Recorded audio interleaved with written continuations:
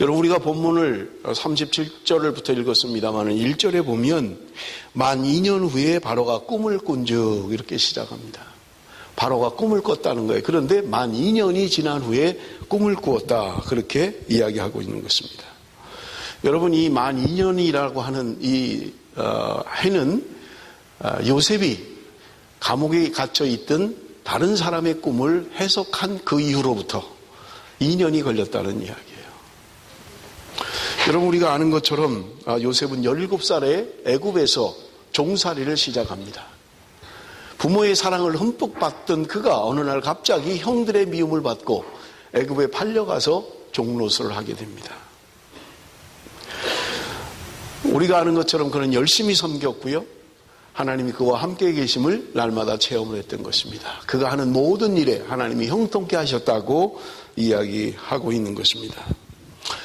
그 요셉을 산 보디발이라고 하는 사람이 그 요셉이 너무 열심히 일을 잘하니까 자기 집안의 모든 것을 관장하는 총무를 맡기게 됩니다. 아주 열심히 일을 했습니다. 그것이 적어도 10여 년의 세월이 흘러가는 거예요. 그런데 어느 날 그의 주인의 부인이 요셉을 유혹합니다. 하나님 앞에 범죄할 수 없었던 요셉은 그 모든 유혹을 뿌리칩니다. 그것 때문에 결국은 감옥에 가게 되는 것입니다. 오늘 본문이 우리에게 이야기하는 것은 감옥에 갔습니다. 여러분, 얼마나 억울하겠어요. 10년 동안 자기가 팔려와서 종살이 하는 것도 억울한데 자기가 성실하게 열심히 한 것밖에 없는데 억울하게 누명을 쓰고 감옥에 갇히는 신세가 됩니다. 그런데 여러분, 39장 23절은 이렇게 이야기하고 있습니다. 같이 읽어봅니다. 창세기 39장 23절입니다. 다 같이 읽습니다. 시작. 간수장은 그의 손에 맡긴 것을 무엇이든지 살펴보지 아니하였으니 이는 여호와께서 요셉과 함께 하심이라. 여호와께서 그를 범사에 형통하게 하셨더라. 지난주에도 말씀을 나눴습니다마는 그가 극한 어려움 가운데서도 하나님이 함께 하시고 형통케 하심을 보았다고 이야기하고 있는 것입니다. 여기 오늘 본문에도 간수장이 요셉이 하나님과 함께 하심을, 형통케 하심을 보았다고 이야기하고 있는 거예요. 그래서 모든 감옥 안에 일어나는 일을 요셉에게 맡겼다, 그렇게 이야기하고 있는 것입니다. 여러분, 우리가 성경 말씀을 읽으면서 이 말씀이 나의 말씀이 돼야 돼요. 이 말씀이 나의 말씀이 돼야 됩니다. 그냥 옛날에 요셉이라는 사람이 참 억울했겠다, 이렇게 적용을 하면 이 말씀은 나하고 관계없는 말씀입니다. 여러분, 내가 요셉이라면, 내가 지금 요셉과 같은 이런 일을 당했다면 여러분 어떻게 반응하시겠냐는 거예요. 오랜 기간 동안 10년이 넘는 세월을 종살이를 했어요. 형들의 미움을 받아서 형들이 팔아버려서 10년이나 넘는 세월을 종살이를 했던 것입니다. 그리고 지금 주인의 부인이 유혹을 했던 거예요. 그것을 뿌리침으로 말미암아 감옥까지 가게 된 거예요. 지난주에도 말씀을 드렸습니다마는 뭐 이렇게 안 풀리는 인생이 있습니까? 꿈은 뭔가 괜찮은 것 같은데, 많은 사람들이 자신을 향해서 절을 하고 뭔가 의미가 있는 꿈 같은데 그의 인생이 풀리질 않는 거예요. 적어도 13년의 세월 동안 뭔가 원치 않는 방향으로 가고 있는 것입니다. 여러분, 말씀이 나에게 주시는 말씀이 되기 위해서는요, 그 말씀이 오늘 나에게, 지금 여기에 나에게 어떤 의미가 있느냐 하는 것을 우리는 분명히 적용을 해야만 합니다. 여러분, 내가 요셉이라면 어떤 반응을 하시겠어요? 우리가 뭐 조금만 오해를 받아도, 조금만 자존심이 상해도 감당을 못 하잖아요. 누가 나를 조금 욕하는 것만 들어도 감당을 못 해요. 그런데 억울하게 감옥을 갔다고요. 그냥 욕하는 정도가 아니고 오해하는 정도가 아니에요. 감옥에 갇혔어요. 성경은 이야기합니다. 착고에 채해서 쇠사슬에 묶여서 감옥살이를 하고 있다고요. 그것도 하루 이틀도 아니고요, 적어도 만 2년이 넘는 3년 가까운 세월을 감옥에서 보내고 있는 거예요. 여러분, 어떻게 적용을 해요? 어떻게 간수장의 인정함을 받을 만큼 성실하게 최선을 다해서 사는 삶을 살 수 있느냐 하는 것입니다. 상황과 관계없이 요셉은 자신의 주어진 삶에 최선을 다하고 있는 거예요. 내게 주어진 일이 지금 무슨 일인지 이해는 되지 않지만 그는 주어진 상황 가운데 하나님의 임재하심을 경험하고 그는 최선을 다해서 살아가고 있는 것을 우리는 볼 수 있는 것입니다. 그런데 어느 날 그 갇혀있는 감옥 안에 그 당시 애굽의 정치 지도자들이 갇히게 된 거예요. 술 맡은 관원장과 떡 맡은 관원장이 잡혀오게 됩니다. 그런데 이들이 동일하게 꿈을 꾸는데 이해할 수 없는 꿈이에요. 요셉이 눈을 뜨고 보니까 이 사람들이 근심이 있는 거예요. 당신들이 왜 이렇게 근심합니까? 얼굴에 왜 이렇게 안 좋습니까? 우리가 꿈을 꿨는데 이해가 되지 않는다. 요셉이 이야기합니다. 하나님이 당신들에게 알게 하실 것입니다. 그러니까 나에게 꿈 이야기를 좀 해보십시오. 꿈 이야기를 합니다. 그런데 요셉이 그 꿈을 해석을 해요. 술 맡은 관원장에게 해석을 합니다. 당신이 꿈은 앞으로 3일이 지나면 바로왕이 당신을 복직을 시켜서 바로왕의 앞에 서게 될 것입니다. 떡 맡은 관원장이 술 맡은 관원장의 해석을 듣고는 상당히 좋아요. 징조가 좋아요. 그래서 내 꿈은 어떻습니까? 그런데 요셉이 꿈을 해석합니다. 당신은 3일 후에 목이 달릴 것입니다. 당신은 죽게 됩니다. 그런데 3일 후에 그게 실제가 되어버렸어요. 술 맡은 관원장이 복직이 되었습니다. 그런데 요셉이 술 맡은 관원장에게 로비를 해요. 여러분 40장 14절 15절입니다. 우리 한번 같이 읽어봅니다. 창세기 40장 14절 15절 다 같이 읽겠습니다. 시작.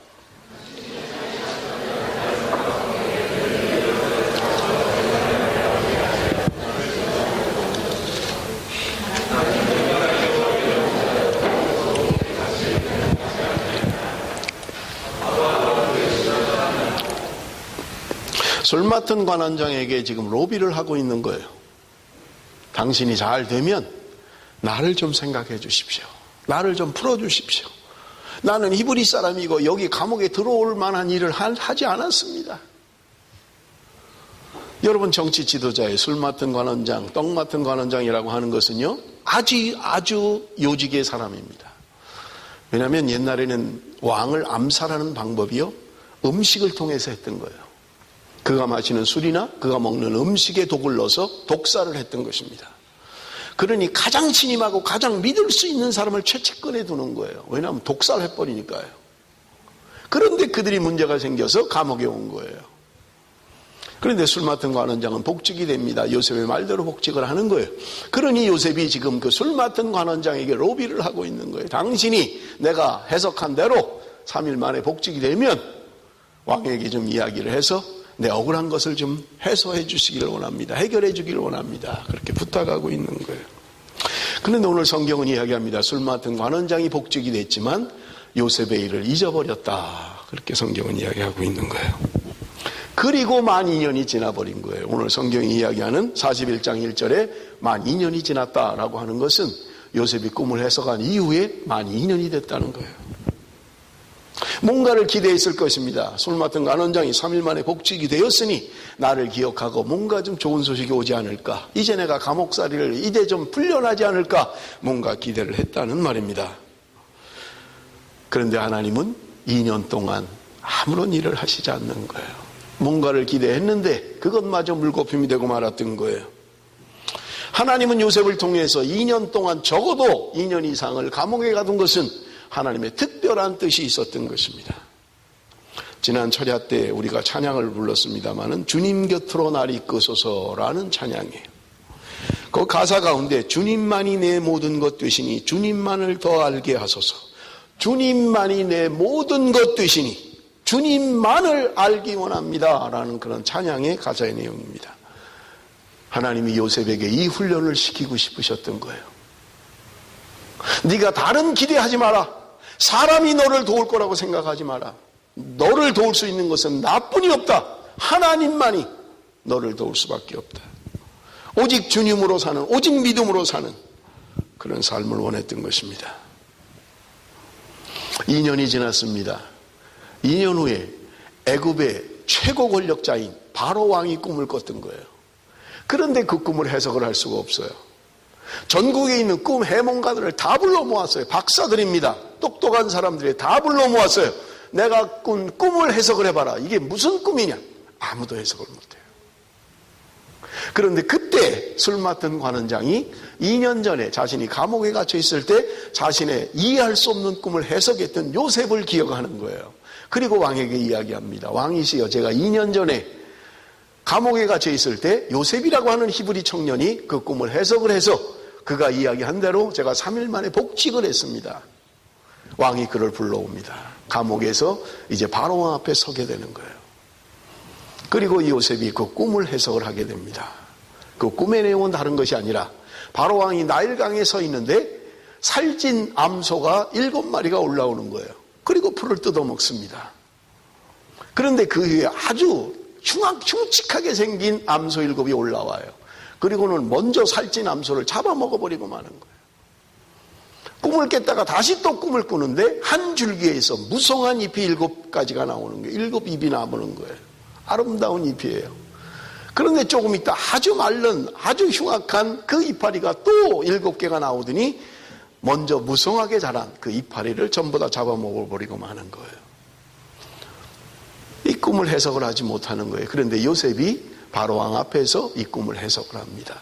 하나님께서 당신의 꿈을 해석할 것입니다 라고 이야기하고 그 꿈을 해석을 하는데, 요셉이 하는 말은 앞에 먼저 올라왔던 살찐 소나 뒤에 무성한 잎은 똑같은 꿈을 반복적으로 이야기하고 있는데 하나님이 이것을 반드시 실행할 것입니다.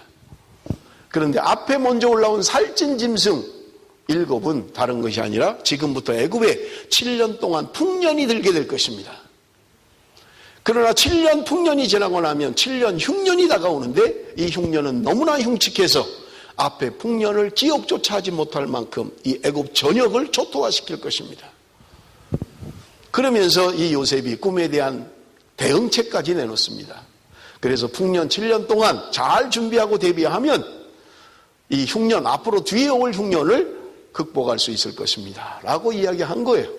그 이야기를 듣고 지금 37절 우리가 읽은 본문의 말씀이 비로소 이야기하고 있는 거예요. 바로와 그의 모든 신하가 이 일을 좋게 여긴지라. 요셉이 해석하는 그 꿈과 그리고 대응책까지 이야기하는 이것을 바로 왕과 신하들이 좋게 여겼다. 아, 그럴듯하다. 맞다. 그렇겠네. 라고 했다는 말입니다. 그래서 여러분, 요셉은 13년 만에 애굽의 총리가 됩니다. 전국을 다스리는 총리로 등용이 되는 거예요. 그의 꿈이 이루어지는 순간입니다. 여러분, 우리가 영화를 보면 영화의 내용을 모르고 영화를 보잖아요. 그래서 지금 이 영화가 어떻게 전개될지 이게 잘 몰라요. 그러니까 어떤 사건들을 만나면 뭐 손에 땀을 쥐게 하잖아요. 지금 주인공이 그냥 죽을 위기에서 어떻게 살아남을지. 그래서 영화가 그렇게 스릴 있게 가는 거죠. 영화를 다 봤어요. 너무 재밌어서 그 다음에 다시 봅니다. 그럴 때도 스릴이 있나요? 아니에요. 이미 다 알고 있어요.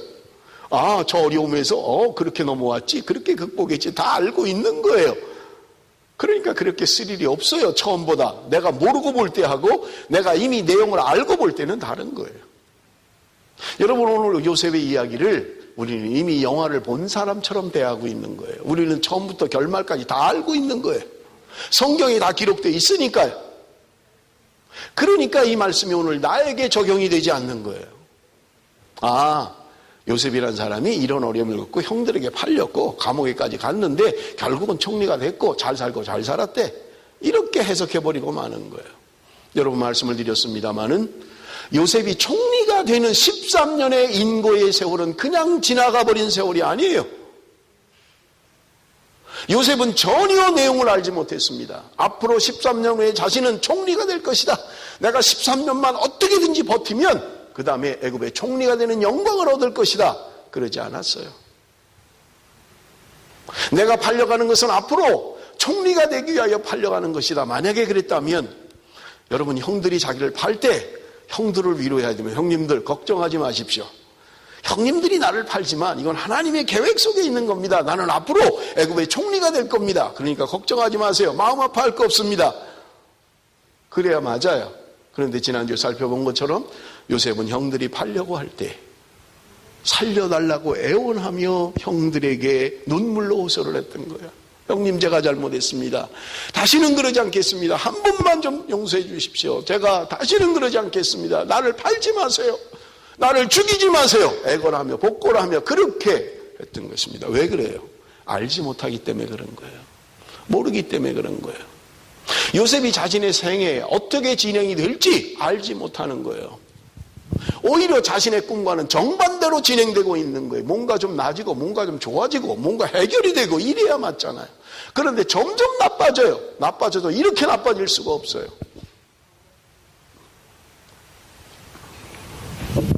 여러분, 하나님께서 오늘 이 본문을 통해서 우리에게 주는 교훈이 무엇입니까?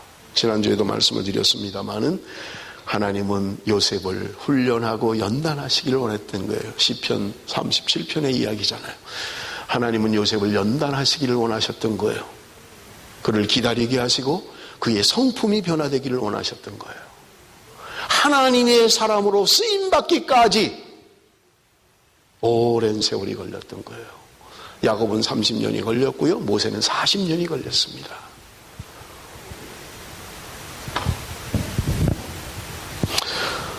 저는 이 말씀을 이미 지난주에 설교를 하고 나서 오늘 41장으로 설교를 할 것을 결정을 했어요. 왜냐하면 시간이 많이 없기 때문에 요셉이 총리되는 이 사건을 말씀을 나눠야 되겠다 그렇게 생각을 했습니다. 그런데 말씀을 준비하면서 제게 늘 부담이 됐던 게 뭐냐면 요셉을 통해서 하나님이 무엇을 우리에게 말씀하시는 건가? 나에게 하나님이 무엇을 말씀하시려고 하는가? 라고 하는 것 때문에 부담이 됐습니다. 그런데 지난 수요일 밤에 잠을 자려고 늦은 시간에 불을 끄고 잠자리에 들었어요. 그런데 말씀이 풀어지는 거예요. 깜짝 놀라서 제가 일어나서 성경을 찾아서 읽었어요. 이 말씀을 통해서, 이 요셉의 사건을 통해서 하나님이 우리에게 무엇을 말씀하시려고 하는가? 그러면서 저는 성경 속에 흐르는 두 가지 관점을 기억을 했습니다. 여러분, 제가 창세기를 처음 설교하면서 이야기했던 거예요. 성경 안에는 두 가지 흐름이 있다는 거예요. 그것은 뭐냐면 첫째는 구속사의 관점입니다. 하나님이 하나님의 택한 백성들을 어떻게 구속해 가시는가 하는 것이 성경의 큰 흐름이라는 거예요. 또 하나는 하나님이 약속하시고 그 약속을 어떻게 성취해 가시는가 하는 언약의 관점이 성경 안에 있다는 거예요. 그 말씀이 요셉의 삶에 대입이 됐던 거예요. 하나님은 요셉의 삶을 통해서 오늘 우리에게 무엇을 말씀하기를 원하시는가? 여러분, 요셉이 총리가 됐다라고 하는 것이 지금 이 성경이 우리에게 말씀해 주고 있는 게 아니에요. 13년 동안 그렇게 인고의 세월을 품고 참고 인내하고 그가 변했을 때 드디어 하나님이 총리가 되게 하셨다. 그건 중요한 것이 아닙니다. 만약에 그것을 우리에게 적용한다면 우리는 다 총리돼야 돼요. 한 나라의 중요한 지도자들이 다 되어야만 합니다. 그렇다면, 그렇게 될 수 없다면 이 말씀이 우리에게 주는 교훈이 뭐냐고요? 무엇 때문에 이걸 주시는 거예요? 구속사의 관점입니다. 창세기 50장 20절 말씀을 우리 한번 같이 읽어봅니다. 창세기 50장 20절 다 같이 읽습니다. 시작.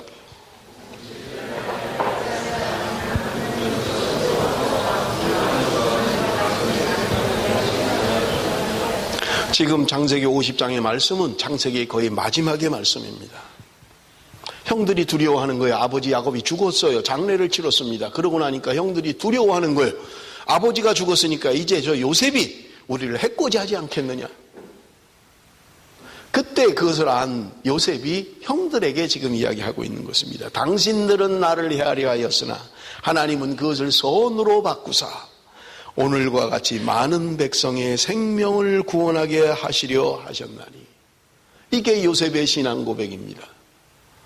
요셉이 이것이 자기가 당한 일을 해석하는 힘이었어요. 당신들은 나를 헤아려고 했지만 하나님은 선으로 그걸 바꾸시고 하나님이 지금 오늘과 같이 많은 백성들을 구원하시기 위하여 나를 여기 보내셨다라고 고백하고 있는 것입니다. 사람들이 한 일 같고 사람들이 행한 것 같지만 하나님의 구원의 역사가, 하나님의 구속의 역사가 오늘 나를 있게 한 것입니다. 지금 그것을 이야기하고 있는 거예요. 나로 인해서 많은 사람들을 구원하시는 하나님의 계획이 있었다는 거예요. 요셉이 단지 총리가 되고 부귀영화를 누리고 그거는 성경이 우리에게 주는 교훈이 아니에요. 어떤 일이 있어도 참으십시오. 인내하십시오. 그러면 언젠가 하나님이 영광의 날을 주실 것입니다. 그거 말하고 있는 게 아닙니다. 하나님이 요셉의 삶을 통해서 하나님이 하나님의 백성들을 어떻게 구원해 가시는가를 보여주고 싶으신 거예요. 여기에 요셉이 쓰임받았던 거예요. 여러분, 우리는 이런 관점이 필요합니다. 우리의 신앙의 관점이 필요해요. 내가 호주에 온 것은 아이들에게 좋은 교육 환경을 좀 베풀어주고 내가 보다 좀 나은 삶을 영위하기 위해서 아니에요. 그것이 내 삶의 목적이 아닙니다. 하나님은 나를 통해서 하나님의 백성들을 구원해 가시고 싶은 하나님의 구원의 역사를 위해서 나를 이곳에 보내신 거예요. 여러분, 이것이 믿어져야 되고 이것이 고백되어져야만 합니다. 나는 단지 호주에 잘 먹고 잘 살려고 하나님이 나를 그것 위해서 이곳에 보내신 것이 아니라 나를 통해서 하나님의 백성들을 구원하시고자 하는 하나님의 놀라운 뜻이 내 삶에 있다는 말입니다. 내가 어떻게 하면 좀 더 잘 먹을까? 내가 어떻게 하면 좀 더 편안하게 살까? 어떻게 하면 내가 부귀영화를 누릴까? 이것은요, 하나님이 오늘 저와 여러분에게 원하시는 삶의 목적이 아니라는 말입니다. 그것은 수단일 뿐이에요. 총리가 되게 하신 것은 수단일 뿐이에요. 총리가 목적이 아니에요. 하나님의 놀라운 구속의 역사는 하나님의 백성들을 구원하는 게 목적이라는 말입니다. 두 번째는 언약의 관점입니다. 시편 105편 17절에서 19절을 한번 보겠습니다. 그가 한 사람을 앞서 보내셨으며 요셉이 종으로 팔렸도다. 그의 발은 착고를 차고 그의 몸은 쇠사슬에 매였으니 곧 여호와의 말씀이 응할 때까지라. 그의 말씀이 그를 단련하였도다.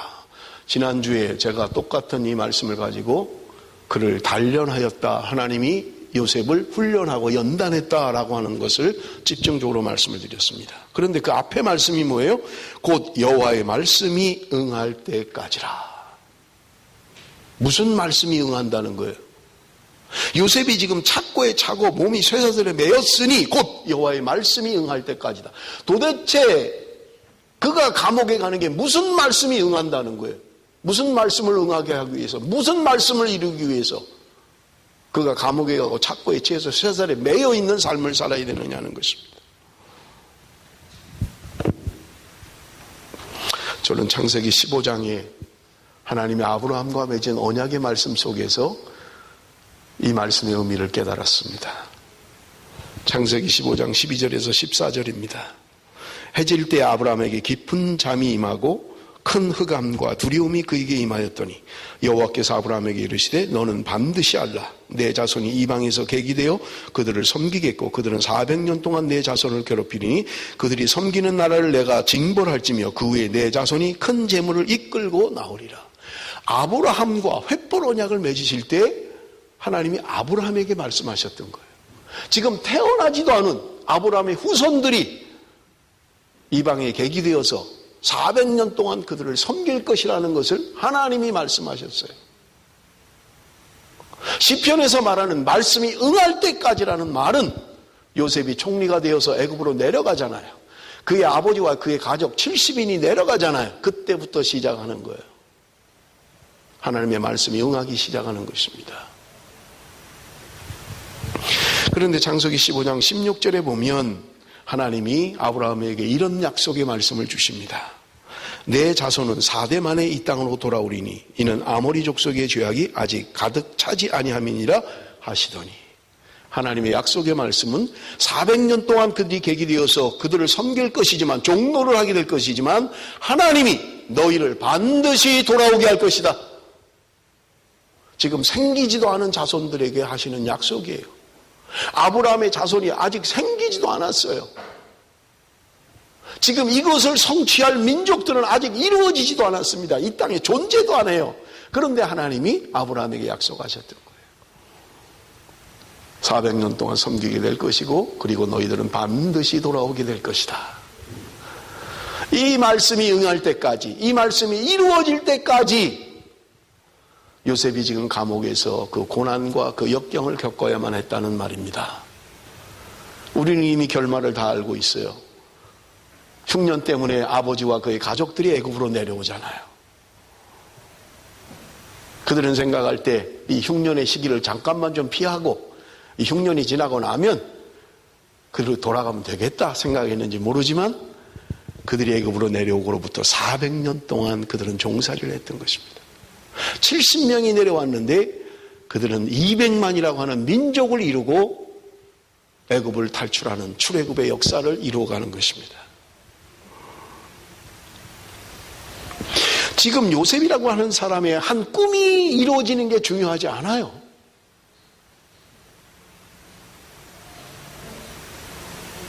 한 개인의 꿈이 어떻게 성취되는가, 그가 어떻게 애굽의 총리가 되어서 어떻게 되는가, 그게 중요하지 않은 거예요. 하나님의 놀라운 계획이고 약속의 말씀이고 하나님의 구속의 역사인 것입니다. 여기에 쓰임받았던 것뿐이에요. 여러분, 우리의 삶의 목적이 애굽의 총리에 있지는 않습니까? 내가 열심히 해서, 내가 꿈을 키워서, 내가 열심히 살아서 내가 앞으로 위대한 삶을 살아야지. 여러분, 우리가 붙들어야 할 것은 하나님의 약속의 말씀입니다.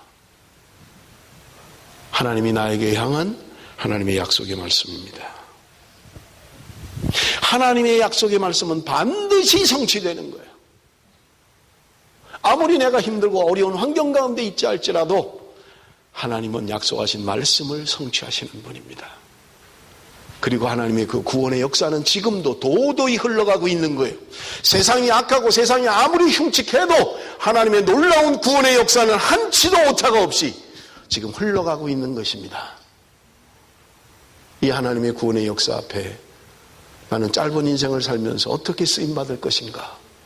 그저 내 가족 잘 먹고 잘 살고 내가 그저 행복하고 그저 애들 교육이나 잘 시키고 그것이 내 인생의 목적이요 하나님의 계획이 아니라는 말입니다.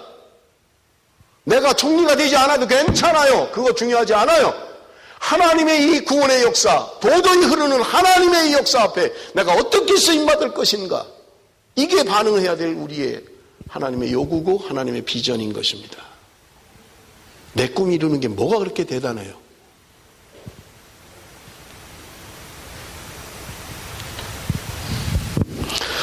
저는 본문의 말씀을 묵상하면서 몇 가지 하나님이 주시는 은혜가 있었습니다. 첫째는요, 38절입니다. 여러분 38절 말씀 우리 한번 같이 읽습니다. 다 같이 읽겠습니다. 시작.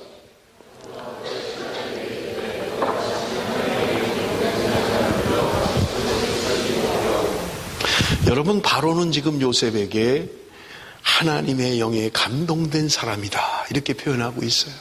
하나님의 영에 감동된 사람이다.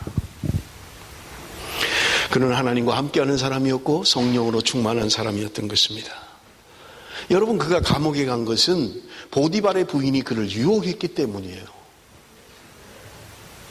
여러분, 요셉이 어떻게 그것을 물리칠 수 있었겠어요?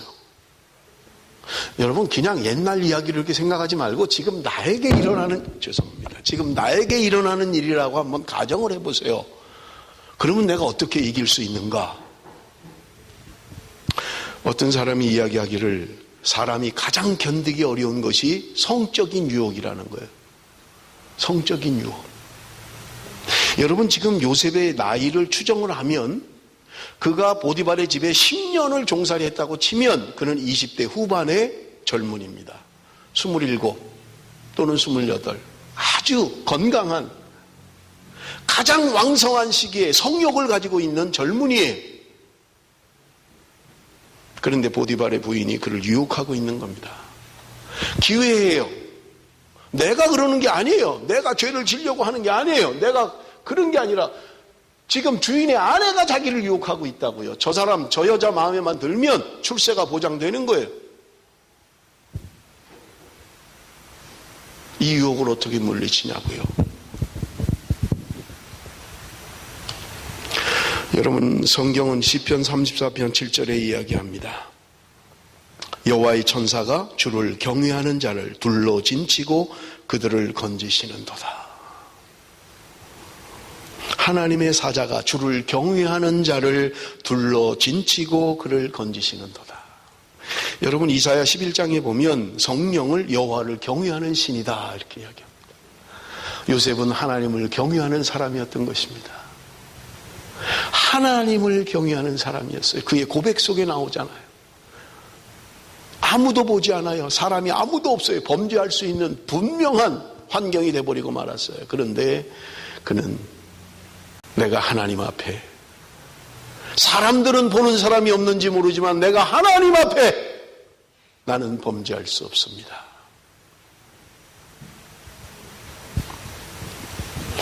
우리는 죄의 기회를 찾아가잖아요. 내가 만들잖아요.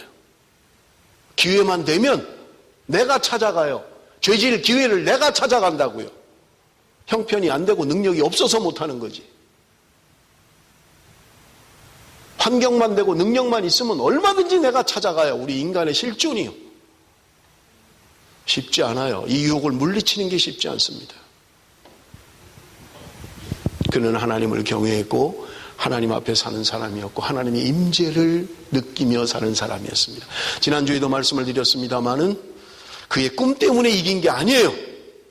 그의 꿈은 해석도 되지 않는 거예요. 그러나 하나님이 나와 함께 하시는 날마다의 삶 가운데 하나님의 임재를 경험하는, 하나님과 함께하는 삶이 있었기에 그 어려운 고통을, 보통 사람은 미쳐버리고 말아야 될 그 상황에서도 주어진 환경에 최선을 다하며 성실하게 살 수 있었던 거예요. 왜? 하나님이 나와 함께 하심을 느낄 수 있으니까요. 하나님이 나와 함께 하시는 임재를 내가 날마다 경험하니까요. 죄를 지을 수가 없는 거예요. 하나님의 전사가 그를 지키시는 거예요. 둘러 진치고 그들을 건지시는도다. 하나님이 보호하시는 것입니다. 갈라디아서 5장 16절 우리 한번 같이 읽습니다. 갈라디아서 5장 16절 다 같이 시작. 내가 이르노니 너희는 성령을 따라 행하라. 성령을 따라 살면 육체의 욕심을 이루지 않는 거예요. 내가 성령을 따라 살지 않으니까 육체의 소욕을 따라 사는 것입니다. 육체의 욕심이 내 안에 자꾸 이루어지는 거예요. 성령을 따라 살면 우리 육체의 욕심이 점점 사라지고 없어져야만 합니다. 하나님의 영에 감동된 성령의 사람으로 사십시오. 하나님을 경외하는 삶을 사십시오. 정욕을 피하십시오. 성경은 어느 곳에서도 정욕을 극복해라, 정욕을 이겨라, 믿음으로 승리해라 그렇게 말한 적이 아무 데도 없어요. 정욕은 피하라고만 되어 있습니다. 피해야 돼요. 내가 그런 환경 가운데 있지 않아야 됩니다. 그런 걸 조성해서는 안 됩니다. 죄를 지을 수 있는 가능성이 있는 곳을 나는 떠나야만 합니다. 언제나 유혹은 작은 것에서부터 시작하는 거예요. 1995년 미국의 유명한 기독교 잡지에 한 목사님의 간증이 수록됐어요. 그것은 다른 게 아니라 그가 하나님 앞에 범죄한 이야기를 기록했던 거예요. 그런데 그 시작은요, 정말 어처구니 없게도 아무것도 아닌 것이었어요. 목회도 잘했습니다. 성공적이었어요. 그런데 어느 날 보니까 집 앞이 너무 지저분해요. 그래서 이 목사님이 이거 청소를 좀 해야 되겠다. 토요일 날 아침에 그래서 집 앞을 청소하기 시작하는 거예요. 술 먹다가 번진 맥주병도 있고 맥도날드 먹고 던진 쪼가리들도 있고 그것을 치우는 거예요. 그런데 보니까 치우는 중에 옆에 한 잡지가 눈에 띄었던 거예요. 이게 도대체 뭔가 들어보니까 포르노 잡지였던 거예요. 그럼 얼른 버려야 되는데 이 목사님이 계속 봤던 거예요. 그걸로 끝이었어요. 그리고 정리를 했어요. 본 것이 내 머리에 이미지화 돼버린 거예요. 자꾸 생각나는 거예요. 이번에는 내가 가서 돈을 주고 사요. 그리고 봐요. 그리고 결국은 안 마실 수까지 가요. 결국은 타락해버리고 마는 거예요. 자기의 고백을 기록해놨어요. 처음 시작은 어처구니 없게도 집 앞에 떨어진, 내가 산 것도 아니고 내가 보려고 의도했던 것도 아니고 그냥 떨어져 있는 건 내가 주워서 본 것이 문제가 됐다는 거예요. 아주 사소한 것에서부터 시작했다는 거예요. 오늘 우리의 죄는요, 아주 사소한 것에서부터 시작하는 거예요. 아무것도 아닌 것. 그런 환경을 만들면 안 되고 거기에 빠지면 안 된다는 거예요. 보는 걸 조심해야 합니다. 듣는 걸 조심해야 합니다. 아무도 없어요. 나 혼자예요. 내가 무엇을 하는가? 그게 내 신앙입니다. 아무도 없으니까 인터넷 한번 볼까? 뭘 보는데요? 뭘 보시는데요? 그게 죄가 된다니까요. 그 시작은 아무것도 아닌 것에서 시작하는 거예요. 두 번째는요, 46절입니다. 우리 46절 한번 다 같이 봅니다. 46절 다 같이 읽습니다. 시작. 요셉이 애굽 왕 바로 앞에 설 때에 30세라. 그가 바로 앞을 떠나 애굽 온 땅을 순찰하니. 여러분 보세요. 요셉의 꿈이 해석이 됐고 그가 내온 대안들이 채택이 됐습니다. 한 나라의 정책으로 채택이 됐어요. 전국을 다스리는 총리가 됐습니다. 대통령이 타고 다니는 리무진을 탈 수 있는 권한이 있어요. 그의 반지 하나가 도장을 찍히면 왕권의 명령입니다. 누구도 거역할 수 없어요. 그의 말을 누구도 거역할 수 없는 애굽이라고 하는 나라는요, 엄청난 나라입니다. 제가 애굽에 대한 그 책을 한 10권 넘는 그 책을 보면서요, 엄청난 나라였구나, 애굽이라고 하는 나라가. 파라오, 애굽의 왕 파라오. 여러분, 바로는요, 대단한 권력을 가지고 있는 사람이에요. 실세가 됐습니다. 자기 말 한마디가 법이에요. 얼마든지 내가 당한 거 보복할 수 있어요. 술 맡은 거 한 잔 너 일로 주마. 너 내가 그럴 때 너 어떻게 얘기를 안 하냐? 인간이 돼가지고. 할 수 있어요. 능력이 있고 권한이 있어요. 형들이요? 얼마든지 책망할 수 있어요. 자기가 얻은 권력의 자리에서 얼마든지 사람을 괴롭힐 수 있는 자리예요.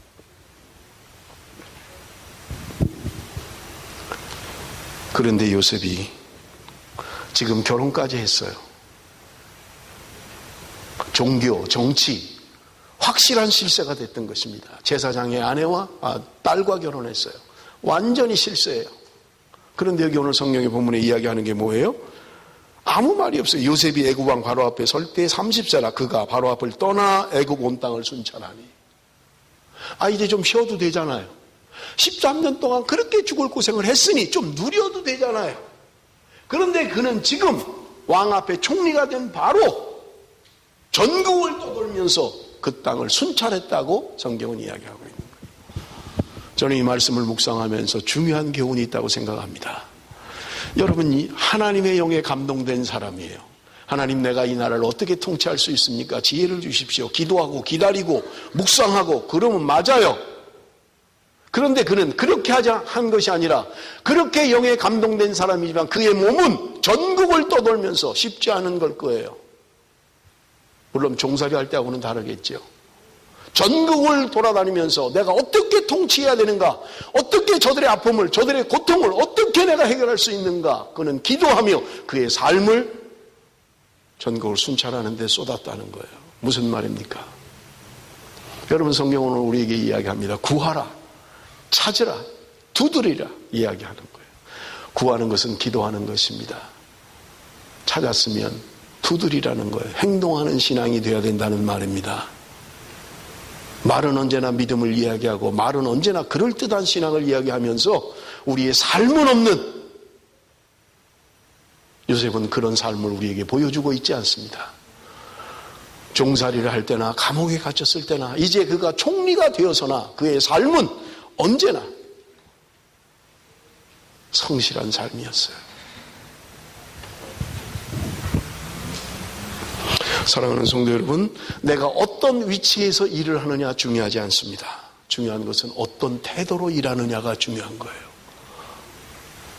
잘 하다가 총리가 되면 그냥 쉬어버리고, 집사 때는 그렇게 열심히 하다가 장로가 되면 열중시 한다면 여러분, 이것은 잘못된 신앙이라는 거예요. 그렇게 하나님의 뜻을 구하고 성령으로 사는 사람이라면 우리의 삶이 거기에 걸맞는 분명한 삶이 있어야 된다는 말이에요. 입으로는 하나님의 영광을 이야기하고 입으로는 거룩을 이야기하고 입으로는 뭐를 다 이야기하면서 우리의 삶은 전혀 거기에 걸맞지 않는 삶을 살아가고 있다면 누가 그 이야기를 들어요? 누가 그것을 믿어줘요? 안 믿어요. 삶이 없는데.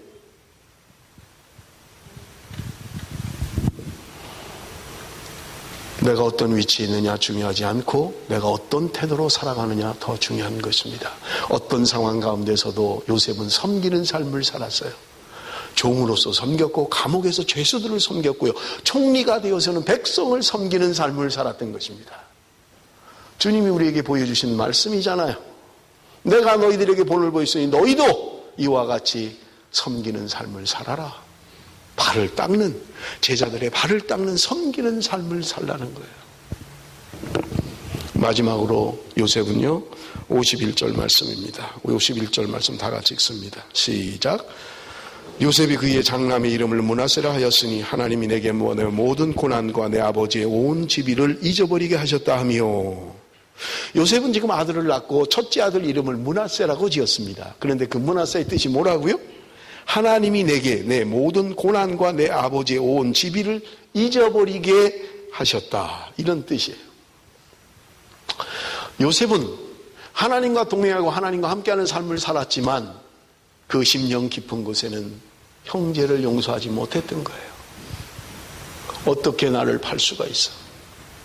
어떻게 나를 팔 수가 있어? 그 심령 깊은 곳에 해결되지 않은 문제들이 있었어요. 용서가 되지 않았던 것입니다. 잊으려고 해도 용서가 되지 않는 거예요. 그가 비로소 총리가 됐습니다. 그리고 결혼까지 해서 아들을 낳습니다. 그런데 비로소 그때 그는 용서했던 것입니다. 잊을 수 있었던 거예요. 그래서 큰 아들을 낳고 장남을 낳고 하나님이 내 모든 일을 잊게 하셨다. 그렇게 이름을 지었다는 말입니다. 여러분, 지난주에도 말씀을 드렸습니다마는 여러분, 요셉은 총리가 될 때까지 자신의 꿈을 몰랐어요. 비로소 총리가 되고 나서 그의 꿈이 해석이 되었던 것입니다. 아, 하나님이 이때를 위해서 하신 거구나. 이게 하나님의 꿈이 이루어지는 거구나. 그리고 나서 그 관점으로 자신의 인생을 되돌아보니까 해석이 되는 거예요. 내가 팔려온 것도, 내가 감옥에 간 것도 하나님의 계획하심 안에 있었구나. 이런 시각과 이런 신앙을 갖게 되니까 용서하는 마음이 생긴 거예요. 도저히 용서할 수 없던, 씻을 수 없는 증오심이 있었는데 하나님의 역사를 보니까, 나를 통한 하나님의 계획을 보고 나니까 사람이 중요하게 보이지 않아요. 아, 하나님의 계획이었구나. 그래서 비로소 용서할 수 있었던 거예요. 그래서 큰아들을 낳고 하나님이 나를 다 잊어버리게 하셨다. 그렇게 이름을 지었던 것입니다. 심리학자이며 의사인 칼 매닝거 박사는 이렇게 이야기합니다. 사건보다 더 중요한 것은 해석이다. 사건보다 더 중요한 건 해석이다. 해석을 잘못하면 어려움에 빠지는 거예요. 아무리 큰 사건이라 할지라도 해석을 잘하면 이겨낼 수 있는 거예요. 내가 사건을 어떻게 보고 어떻게 해석하느냐에 따라서 모든 것이 달라질 수 있다는 말입니다. 여러분, 사람이 얼마나 악한지요. 저는 지난주에 좀 말씀을 드리려고 했는데 창세기 37장 25절에 보면 이런 말씀이 있어요. 한번 읽어봅니다. 다 같이 시작.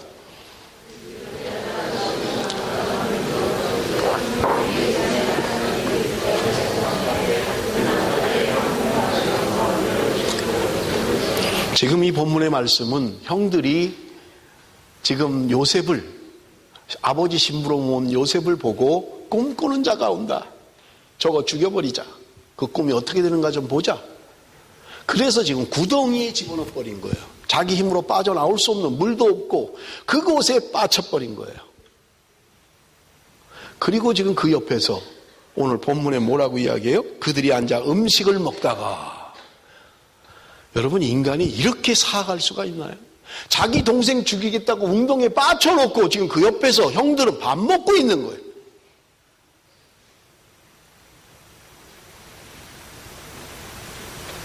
여러분, 인간이 얼마나 악합니까? 지금 동생은 구덩이에 빠져서 울며 불며 형님 살려주십시오. 울며 불며 형님 제가 잘못했습니다. 다시 꿈 얘기 안 할게요. 하나님, 형님 한 번만 좀 봐주세요. 한 번만 살려주세요. 나를 제발 좀 팔지 마세요. 그렇게 애걸복걸 하는데 옆에서 밥 먹고 있는 거예요. 뭐 성경에 기록은 없습니다만은 오늘 반찬 왜 이래? 뭐 그랬는지는 모르죠. 지금 동생 죽어가고 있는데 멸치볶음 맛있네 오늘. 앉아서 커피 마시면서 온갖 험담 다 하고 사람 죽였다 살렸다 들었다 놨다 다 하면서 오늘 이 집 커피 맛 괜찮네? 어디 커피야?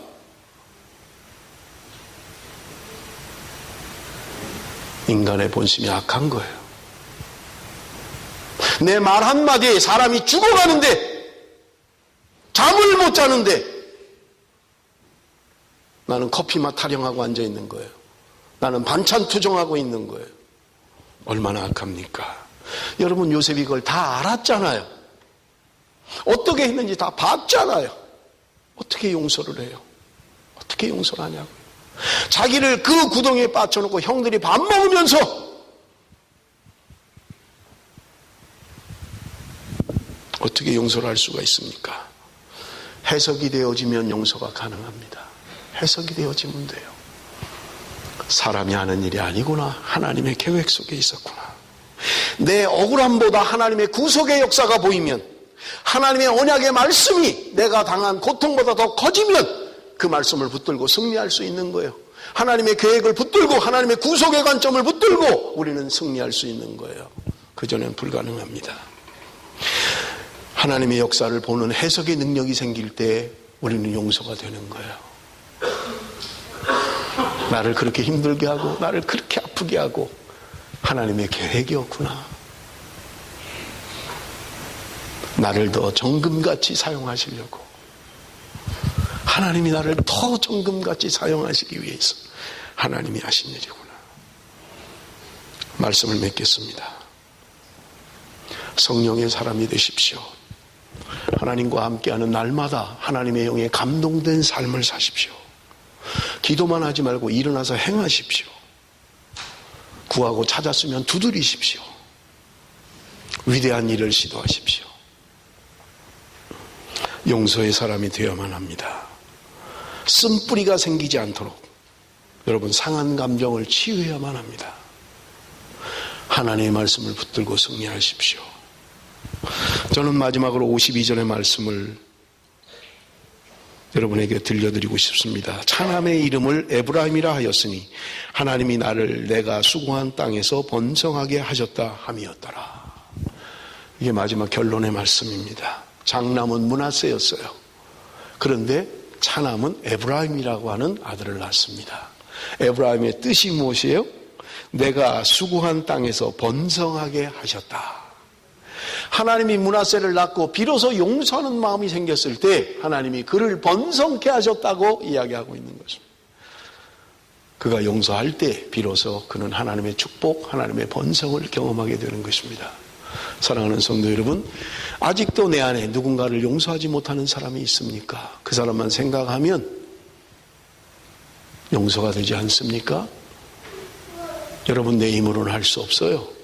내 능력으로 할 수 없습니다. 하나님의 말씀을 붙들고 용서해야만 합니다.